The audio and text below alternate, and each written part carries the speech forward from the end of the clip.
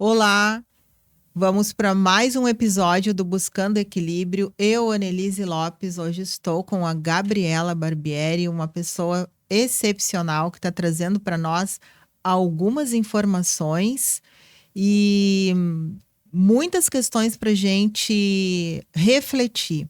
Então, Gabriela, se apresenta para nós, por favor, e vamos já entrar na tua trajetória, porque tem muita coisa legal aí que a gente vai ficar sabendo hoje.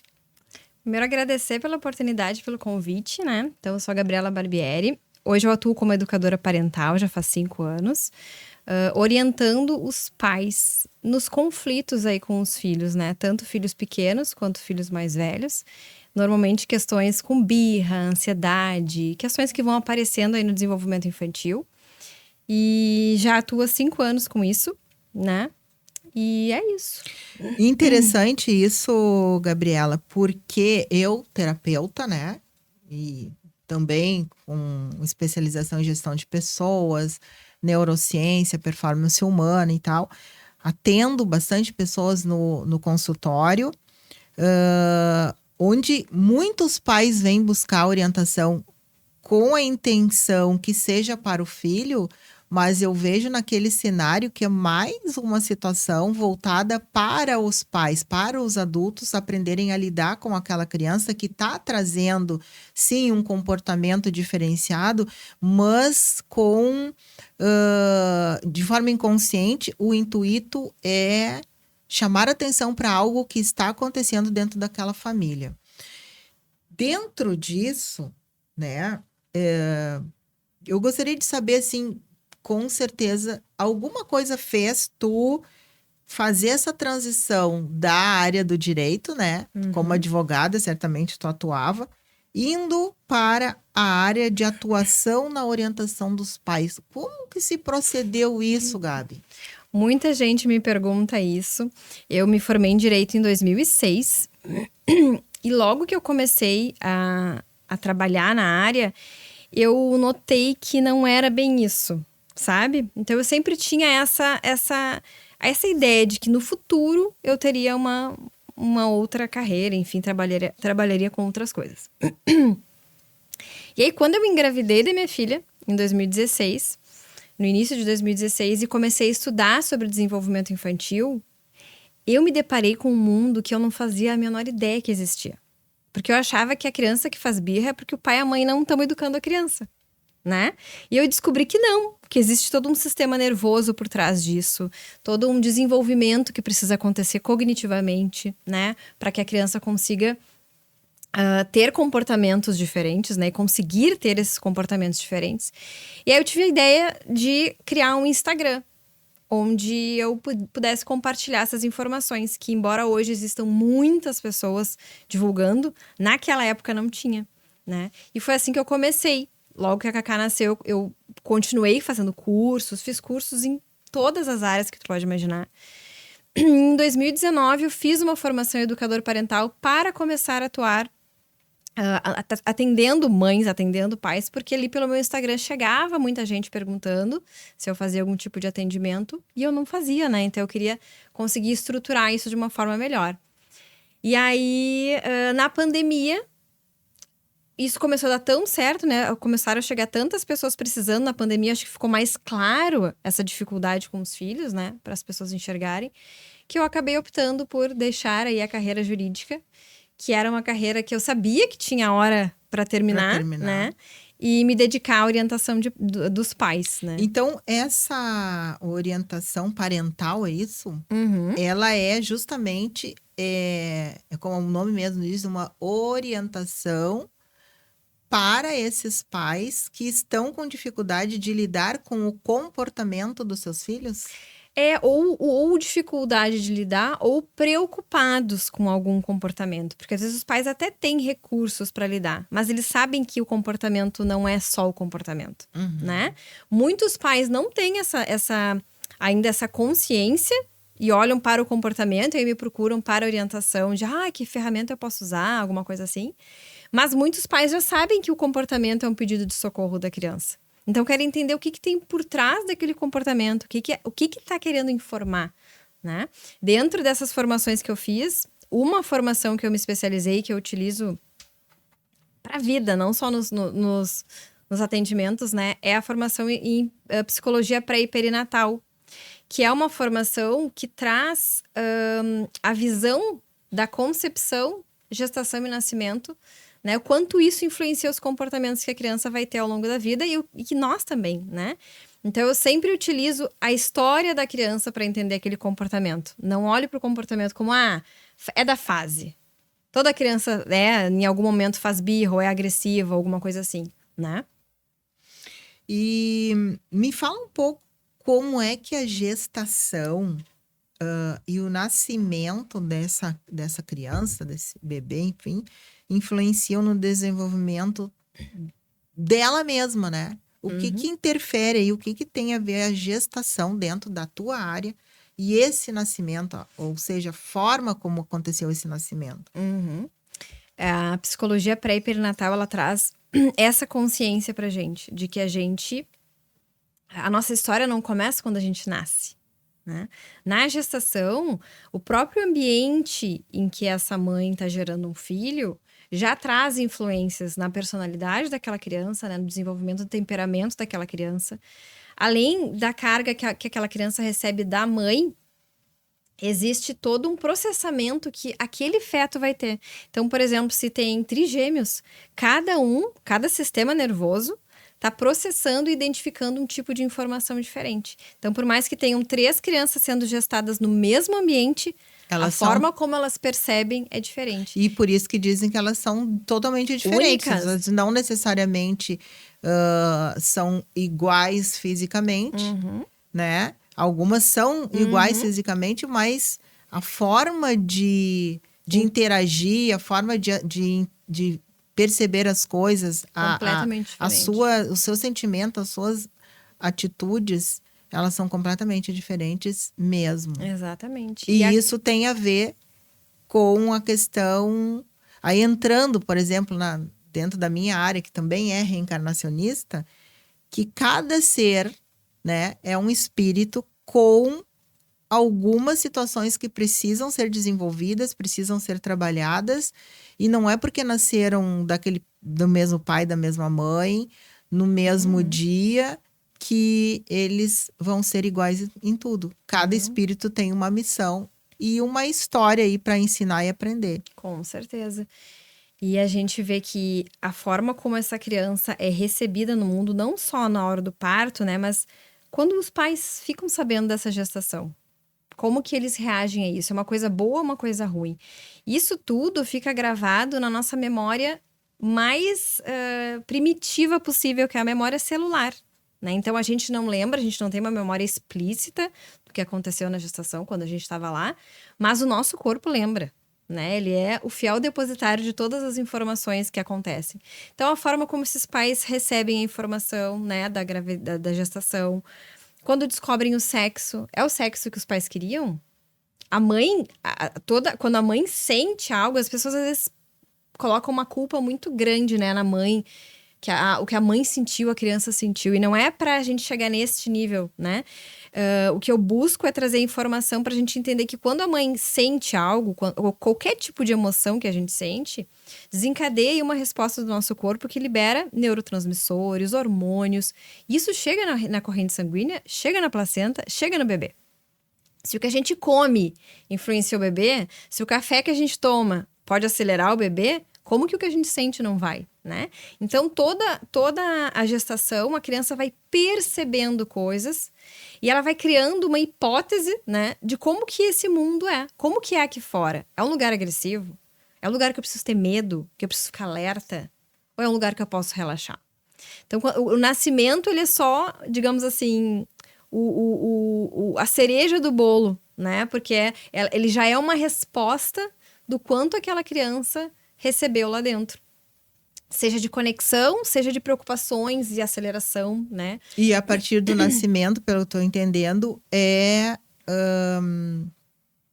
a resposta, como tu falou, daquilo que ela já estava percebendo dentro da barriga. Algumas pesquisas nos trazem informações que ainda no ventre a criança já mostra algumas coisas, alguns comportamentos, como a criança que se mexe mais e que se mexe menos, a criança que lá no fim da gestação senta, ela mostra eu não tô Uma confortável com negação. alguma coisa, Exato. né?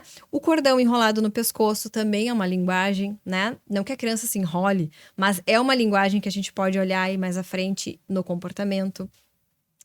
E, enfim, a criança que tem restrição de crescimento na gestação, que os nutrientes não chegam, tudo isso é comunicação.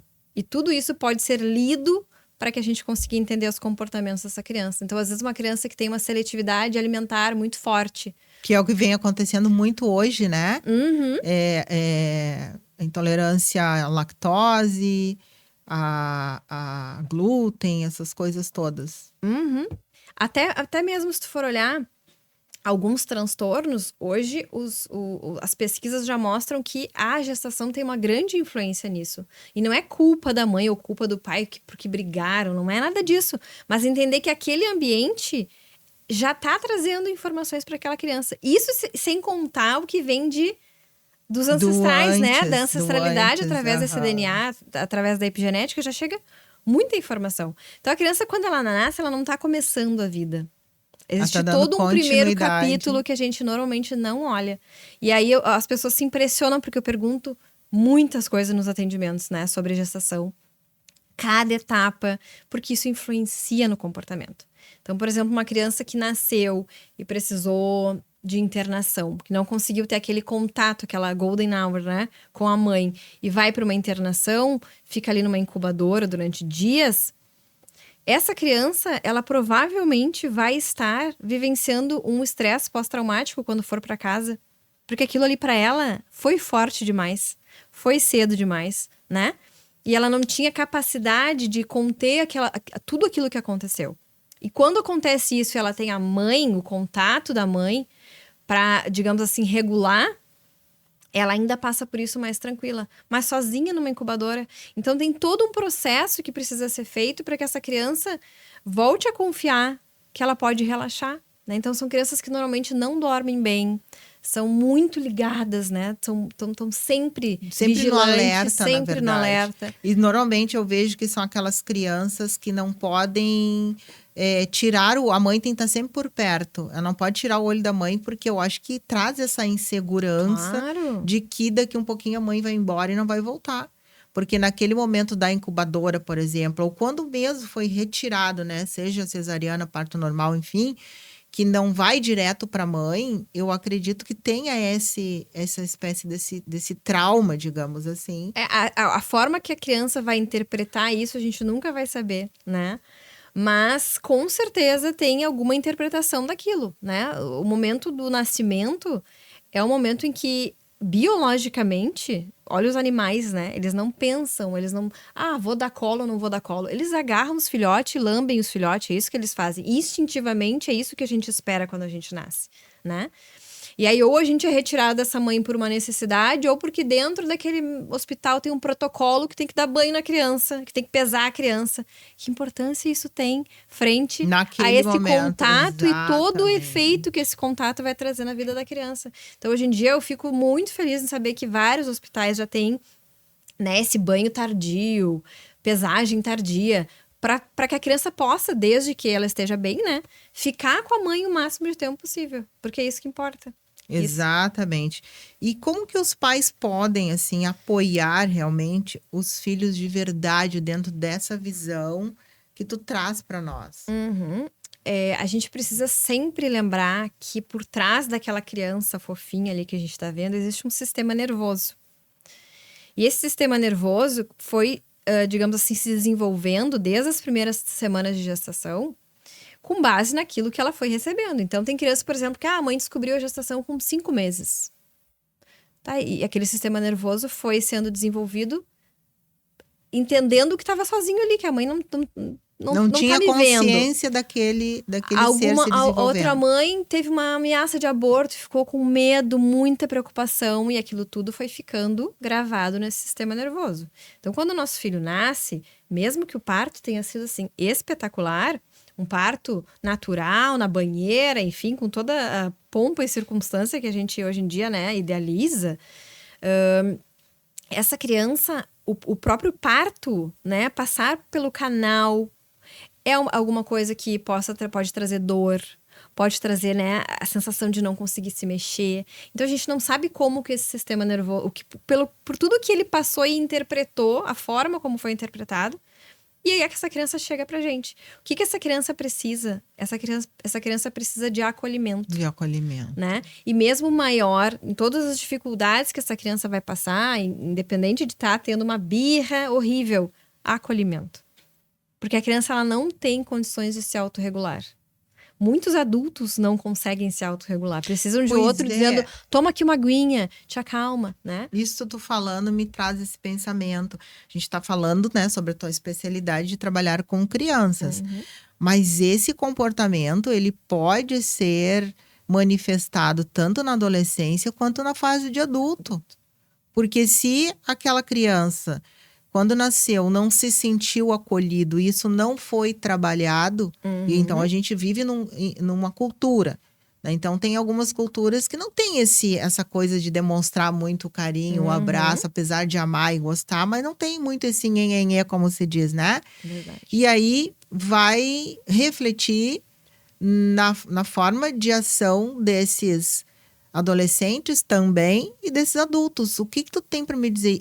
Esse pensamento que eu tô tendo é real? É real. Infelizmente, a cultura, o ambiente, ele vai influenciar muito. A criança, ela nasce com um temperamento, né? Esse temperamento é uma mistura aí de herança com o que ela viveu ali no útero, né? Já vai influenciando também. O temperamento não vai mudar.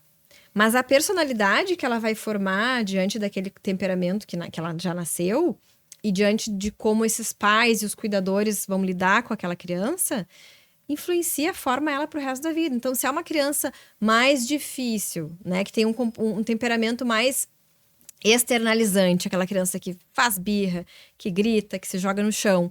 E tem pais que, nossa, essa criança é muito difícil, ela é muito temperamental, a gente não consegue dar conta dela. Qual é a chance desse temperamento ficar desse comportamento se ampliar, né? E aí chega na adolescência com diversos comportamentos aí desafiadores, na fase adulta, idem. Isso vai se prolongando, porque nunca foi olhado e nunca foi lidado de uma forma... E daí é dito aquela criança problema, adolescente problema.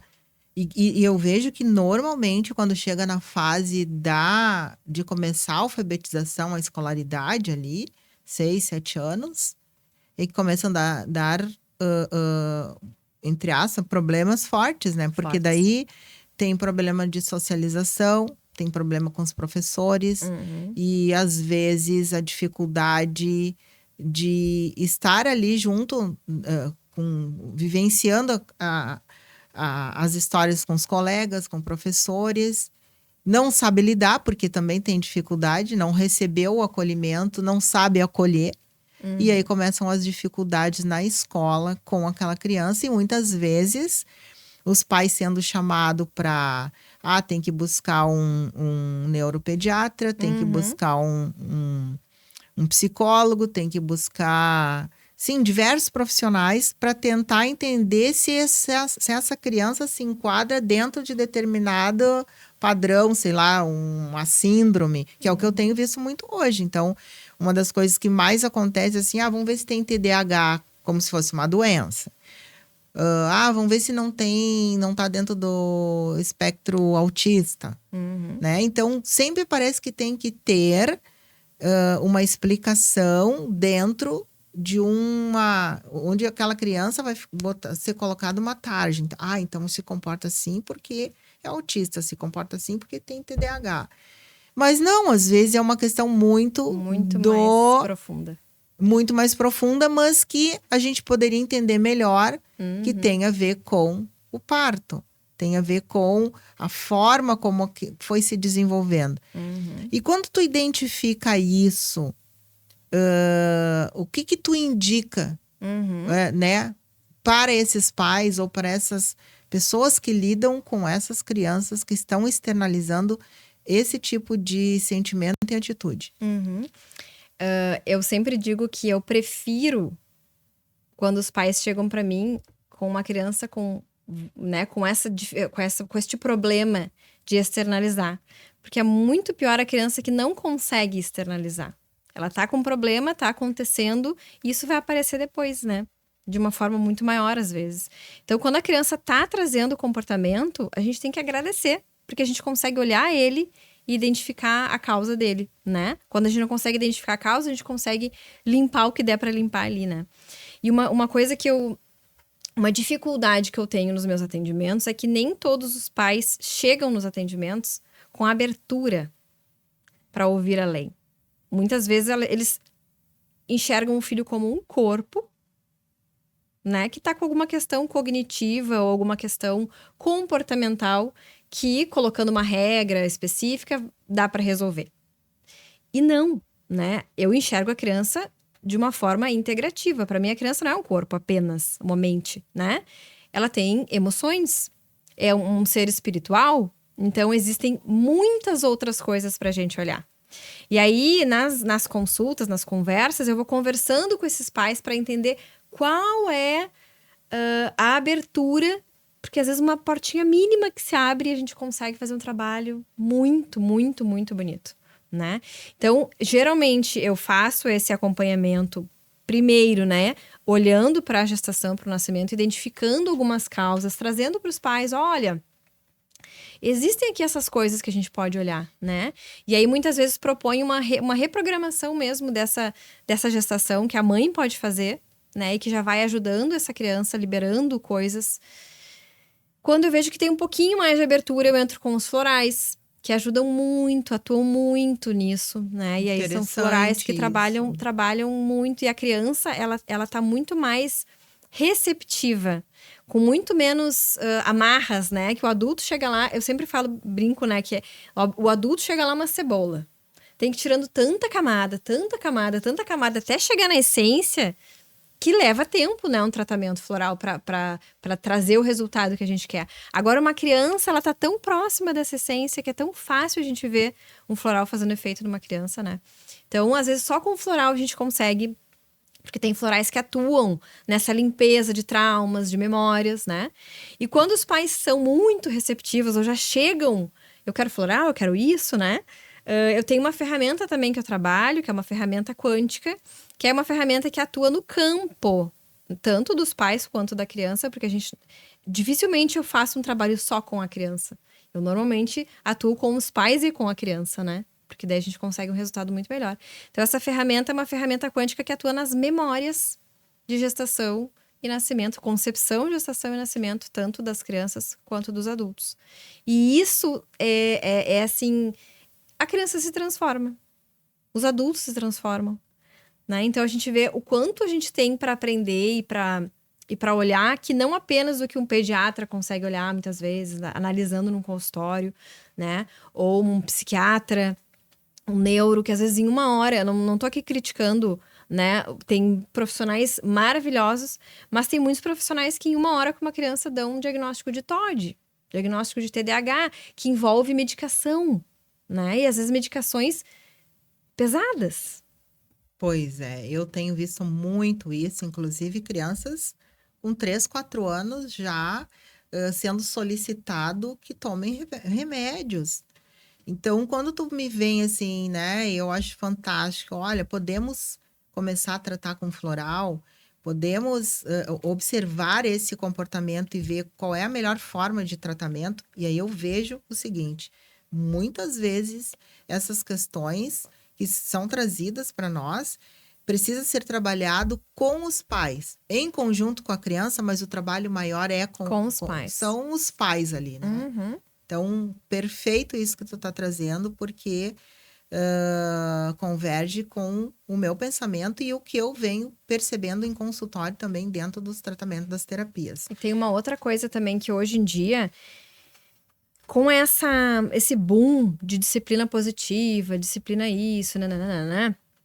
Tem muitos pais que estão perdidos em relação à educação dos filhos, né? Achando que educar um filho com respeito e amor é educar sem regras. Educar sendo amigo do filho. Então, às vezes, essa falta de postura dos pais também trazem para a criança uma dificuldade de entender qual é o meu papel nessa família. Afinal, eu mando ou não mando?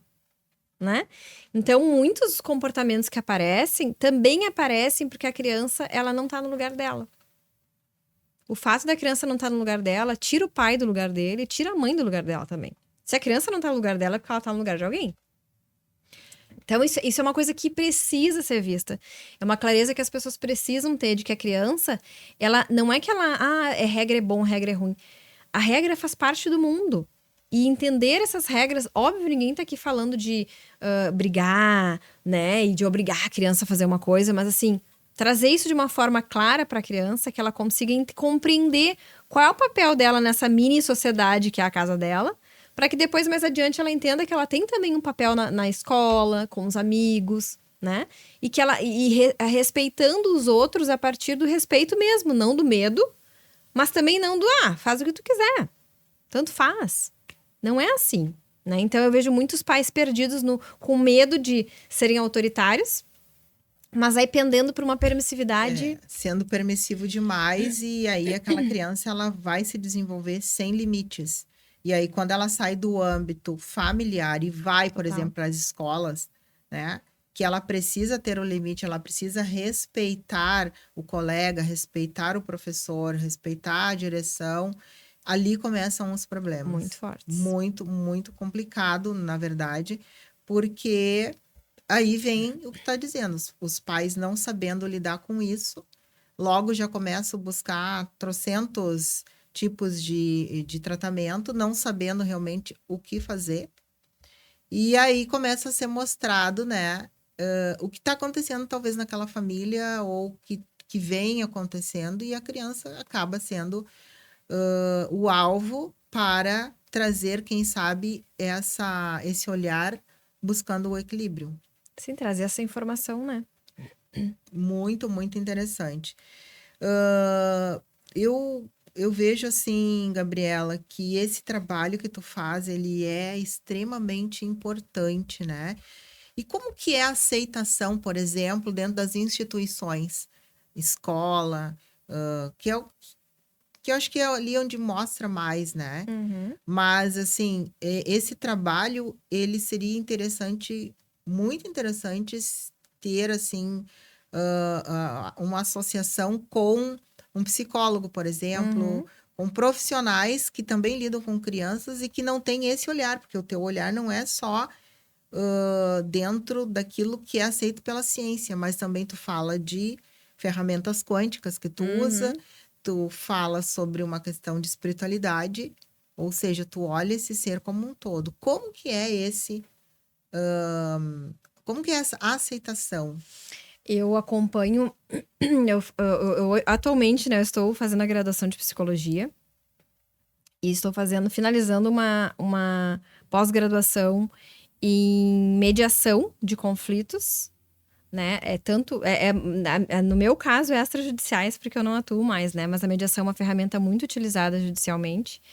E também neurociência e comportamento. Então, dentro desses novos conhecimentos aí que eu tô adquirindo, eu vejo que não existe muita aceitação por parte das escolas dessa visão um pouco mais holística. Embora numa conversa eles concordem, eles entendam que existam questões emocionais, especialmente quando tem uma criança com dificuldade de adaptação escolar, né? Uma criança que está ali com 4, 5 anos ainda está usando fraldas e que às vezes está com dificuldade nesse desfraude.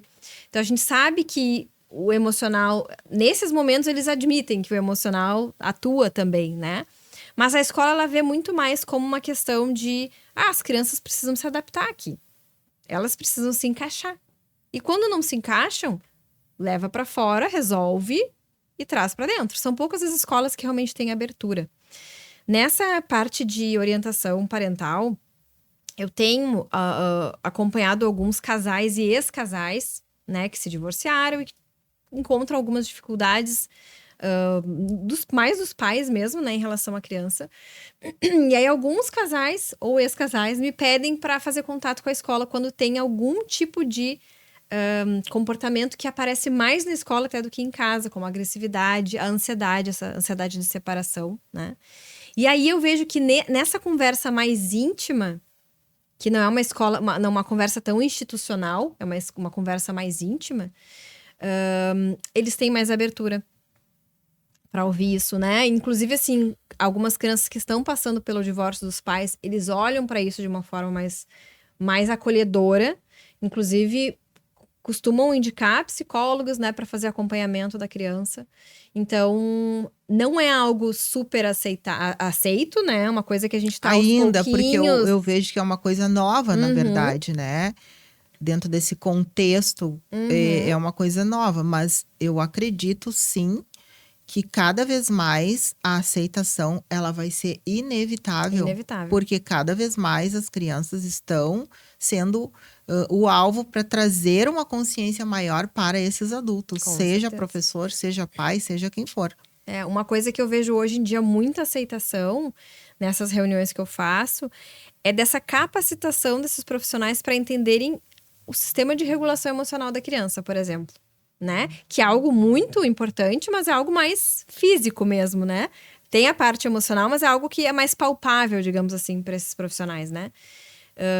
Então, eu geralmente faço toda uma explicação do sistema nervoso, como que funciona, como que a gente ajuda, apoia uma criança. Aí entra a neurociência, que nesse caso é muito bom, porque a pessoa sabe que tu não tá trazendo coisas da tua Aleatórias. cabeça. Exatamente. Existem comprovações e tu traz para as pessoas poderem entender. Exatamente. Então, isso é uma coisa que tem muita aceitação e até ferramentas para utilizar com as crianças quando elas estão num momento mais externalizante, que a gente precisa que elas fiquem... É muito louco a gente estar numa sociedade que exige que crianças de 4 anos fiquem sentadas uma tarde inteira e que achem isso uma coisa ok.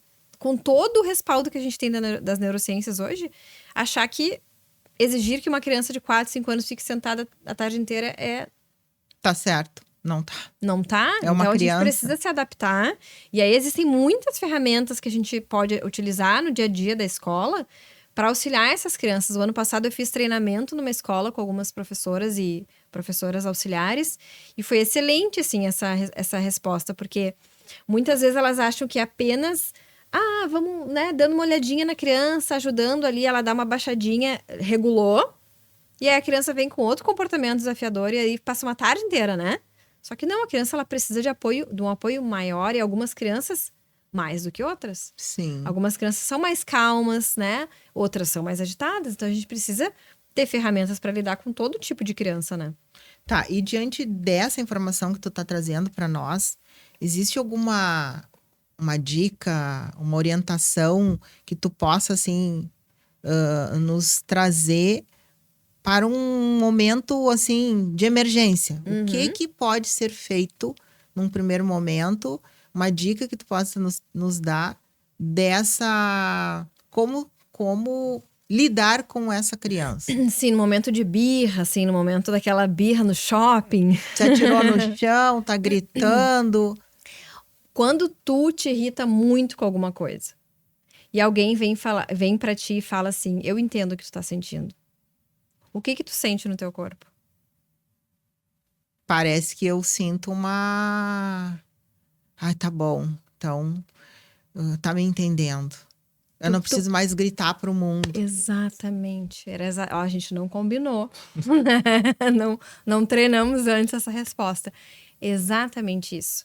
A criança, quando ela faz a birra, é porque tem algo dentro dela acontecendo que ela não sabe o que é direito, né? Porque ela tá aprendendo sobre o corpo dela, sobre as emoções. E ela precisa que alguém diga pra ela o que é, que alguém diga pra ela que tá normal, que não tá... tá muito desconfortável. Então, quando a gente olha pra criança e fala, eu sei que... Eu imagino que deve estar muito ruim sentir isso. Ou se tu vê que a criança caiu, enfim, se tu enxerga a situação de uma forma melhor, né? Trazer pra ela que tu tá entendendo o que tá acontecendo. E eu tô aqui pra te ajudar. O que tu precisa que eu faça pra te ajudar? O que tu acha que eu posso fazer que vai te ajudar a diminuir essa sensação? Tu quer um colo? Quando a criança é pequenininha, né? A gente oferece... Porque a criança não tem ainda repertório pra dizer, um colo, né? Tu quer um colinho, tu quer que a mamãe, né, faça alguma coisa, enfim. Quando a criança vai ficando mais velha, ela já tem mais noção. Algumas crianças não querem colo, elas querem ficar sozinhas, inclusive, mas querem saber que a gente tá do lado delas. Então, elas já conseguem ter mais repertório mesmo pra dizer o que elas querem.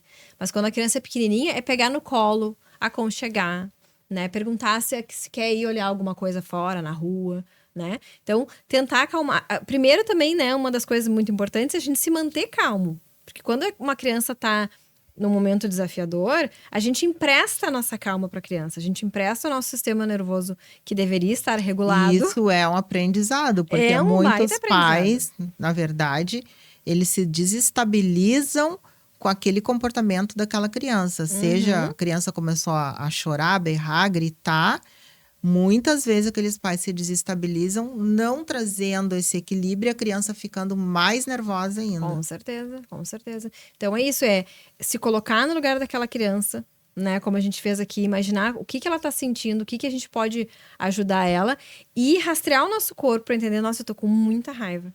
Eu preciso de um tempo para me acalmar para conseguir ser suporte para essa criança, né? Aí chama o pai, eu chamo a avó, que vai estar mais calma ali para conseguir ajudar.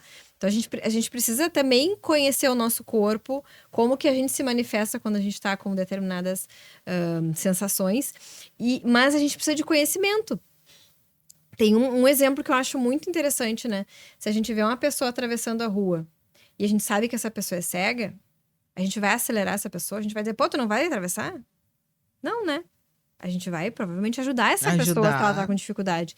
Então, ou deixar que ela vá no tempo dela. Exatamente. Então, se a gente vê uma criança fazendo birra e a gente entende que ela tá passando por um desafio, a gente vai querer que ela cale a boca, que ela engula o choro. Não, a gente vai ajudar ela, porque a gente tem o conhecimento. Então, acho que 3 coisas importantes. A gente manter a nossa autorregulação o máximo possível, a gente apoiar essa criança, acolhendo essa criança e não xingando e brigando e querendo que ela pare. E terceiro lugar, conhecimento. Quando a gente sabe o que a criança está vivenciando, a gente consegue ajudar. Nossa, tu tá trazendo informações assim que abre um leque e várias luzinhas se acendem para que a gente tenha esse entendimento. Esse tipo de informação precisa ser disseminado. Precisa. Trazer, como tu disse, tu fez um treinamento com professores, cada vez mais. Porque o que eu vejo? Os professores não sabem lidar, a escola não sabe lidar, os pais não sabem lidar, os amigos não sabem lidar. Então aí começam os grandes conflitos mesmo quando se torna um adolescente, porque tipo, meu pai não me entende, minha mãe não me entende, quem me entende é meu colega.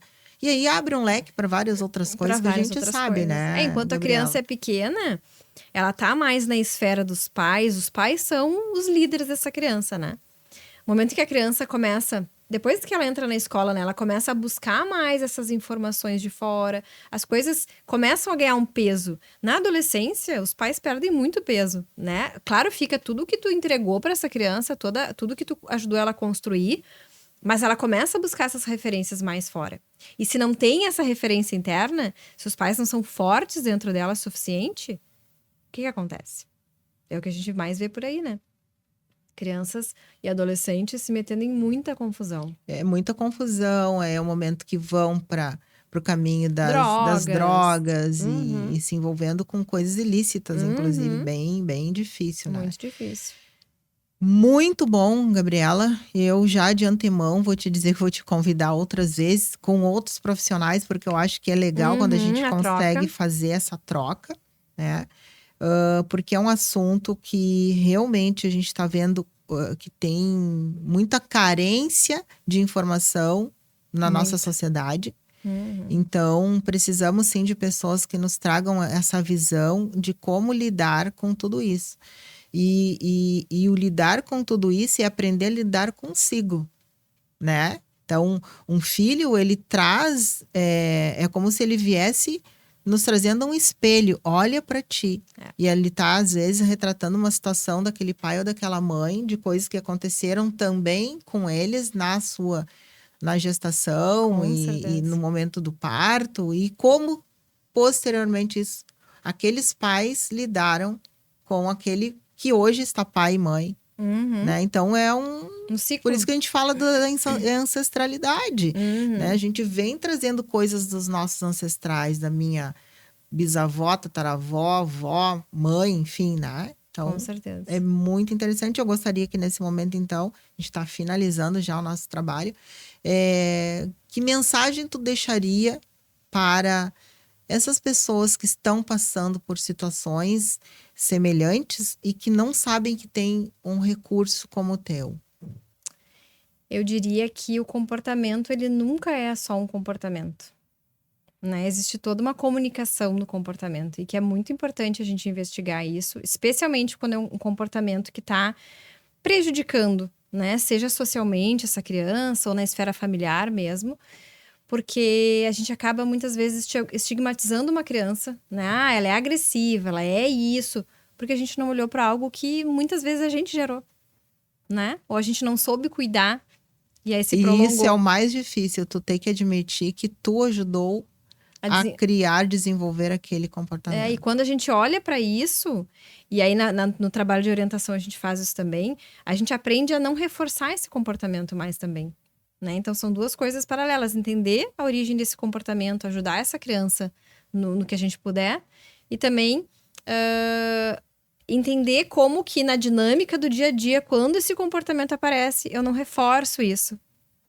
com a minha atitude ali, né, naquele momento. Então é isso. Sempre olhem o comportamento como uma comunicação. Maravilha. E se a pessoa quiser te encontrar, te achar, buscar o teus serviços, qual é a tua rede social? Meu Instagram é @amamãeentronaroda. Tudo junto. Isso, a mamãe entrou na roda. Entrou na roda. Isso Maravilha. Aí.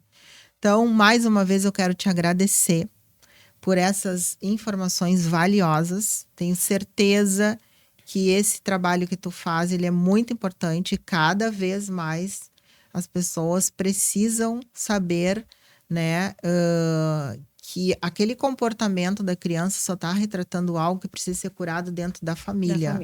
O profissional, ele só direciona, mas quem vai fazer o processo é a família junto com essa criança. Então, te agradeço mais uma vez e vamos combinar para trazer outros profissionais para fazer essa troca. Combinado. Muito obrigada, Eu que agradeço. Gabriela. Foi uma delícia.